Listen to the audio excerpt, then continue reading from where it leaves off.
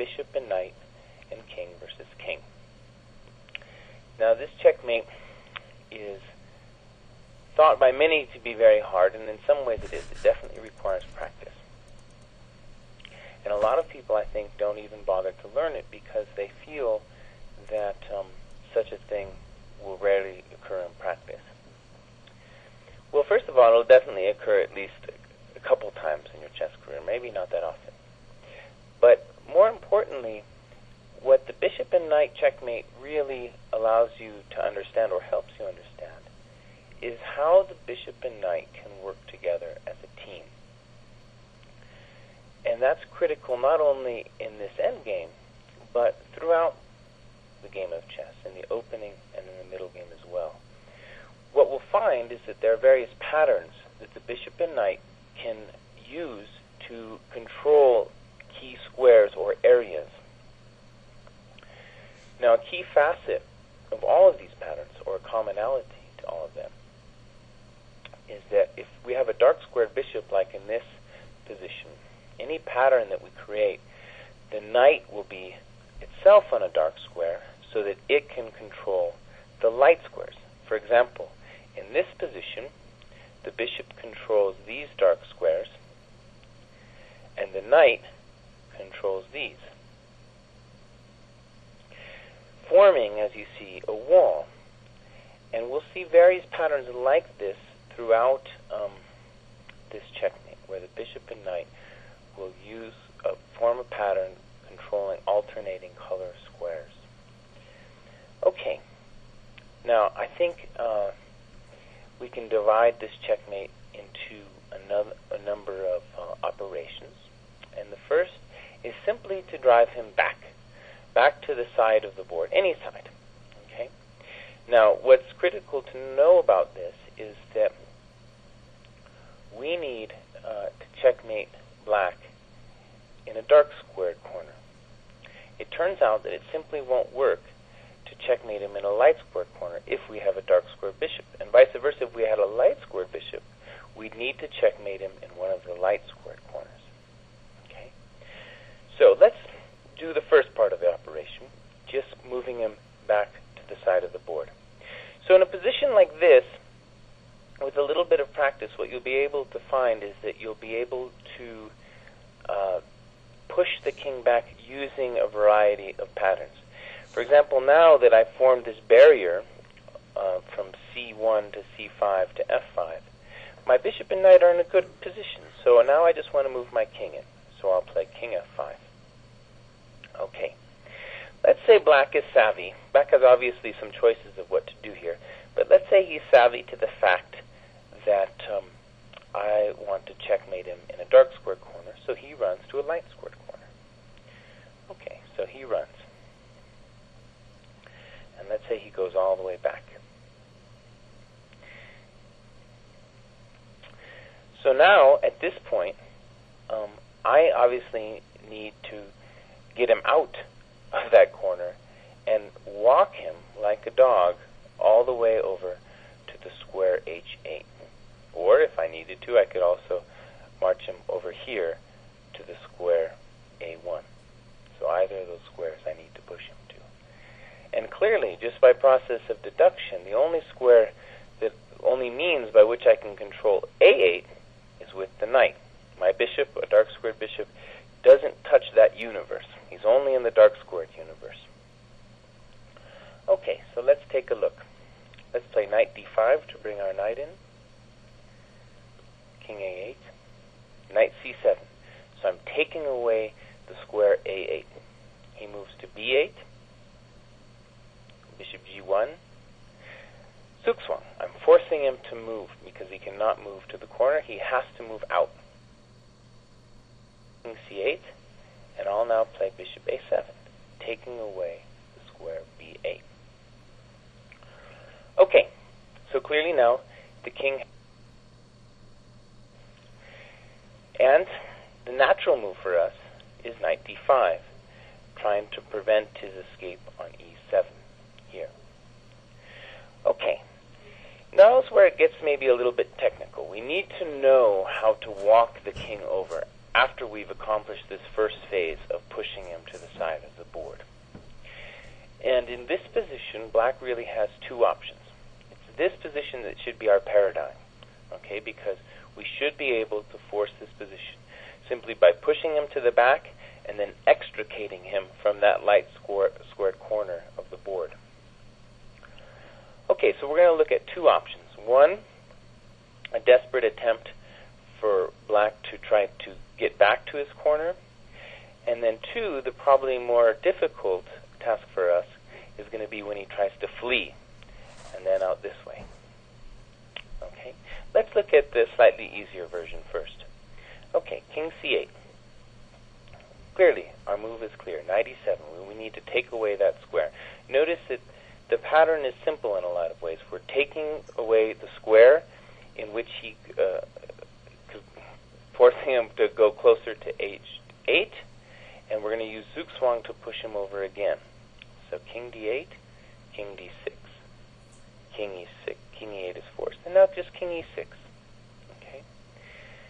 So the point is that when he tries to go back, we have this beautiful pattern here, bishop b6, checking, and notice we just control all of these squares rather nicely, like a snug little pattern, and he's again forced to go to e8.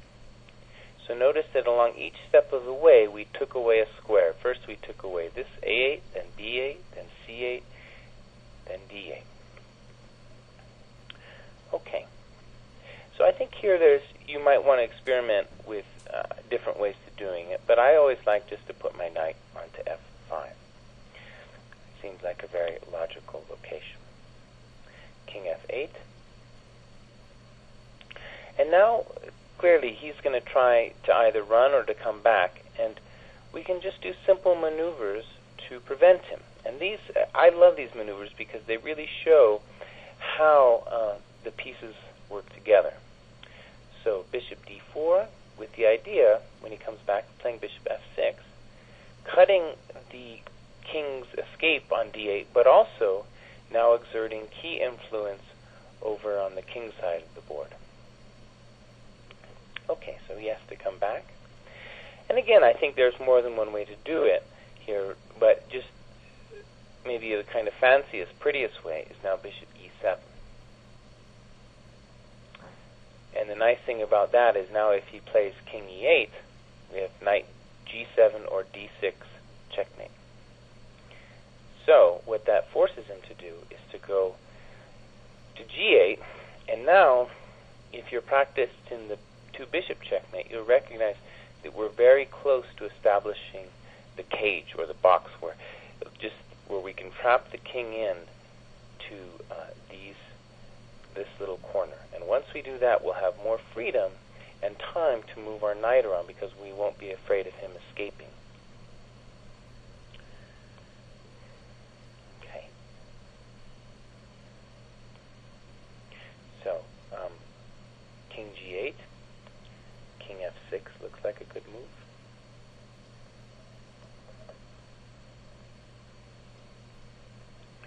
Now let's say he plays king h7. We can put him in zugzwang, king g5, king g8, king g6. And there it is, we've established the cage. So the various stages of this could be said to be pushing him back to one of the rows, of the final rows of the chessboard, then extricating him from the light squared corner, and then pushing him over. Okay, so, and then the final one, of course, is now just going to be to put him in checkmate. King h8 is forced. We'll waste the move. King g8, knight h6, king h8, bishop g7 checkmate with a very nice pattern. And the knight again controlling the light square. Again, the pattern will always be the knight will be on a dark square because from the dark squares he controls the light squares when the bishop is on the black square because they need to control both colors of the chessboard. Let's step back and examine what would happen if the king had tried to run in the critical position. Okay, so instead of king c8, let's try king e8. Now, what I'd like you to notice here is that this is a situation where a lot of beginners panic because it looks like the king's just going to run out. And in fact,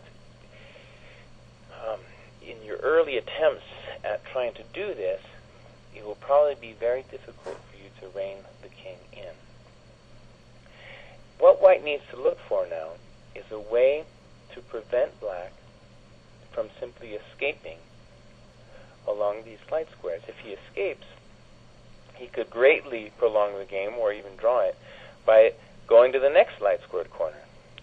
So we have to come up with some kind of pattern which will prevent him, like a wall, from moving over there. And probably the most exact move here would be bishop d4. And what I like about this move is that it's not immediately apparent what white's doing. It's kind of like if you watch a good painter paint, a lot of times he'll start with a line that seems like it doesn't really belong in the picture, and then all of a sudden you see other lines, and all of a sudden that first line that he drew attains meaning in the greater scheme of the picture. And that's the case after king f7. He's trying to flee knight f4, where we now have a very nice pattern of white controlling all of black's escape squares.